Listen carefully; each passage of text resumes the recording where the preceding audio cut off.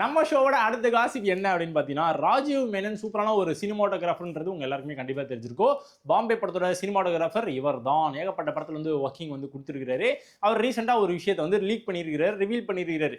பாம்பே மாதிரியான ஒரு படம் இப்போ வந்து உருவாக்கவே முடியாது, சாத்தியமே இல்லாத ஒரு விஷயம். பாம்பே படம் வந்து தரமான ஒரு கல்ட் மூவி. ஸோ அந்த படத்தை வந்து அப்பயே எடுத்தாங்க, நிறைய வரவேற்பு வந்து கிடைச்சிது.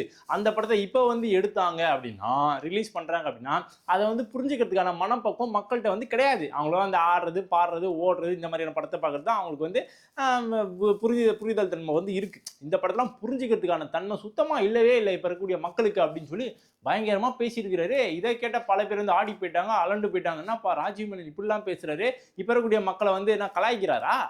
அது எதை வச்சு கலாய்க்கிறாரு அப்படின்னு சொல்லி ஒரு சில விஷயம்லாம் வந்து லீக் பண்றாங்க, ரிவீல் பண்றாங்க. குட் பேட் அக்லி அப்படின்னு ஒரு படம் வந்து பாட்டை வச்சே ஓடி இருக்கு. அந்த படத்தை தான் வந்து அப்படியே சிம்பாலிக்கா அப்படியே இன்டெரக்டா வந்து அப்படி பழி வாங்குறாரு அப்படின்னு சொல்லி என்னமோ வந்து பொருளை வந்து கிளப்பி விட்டு இருக்காங்க.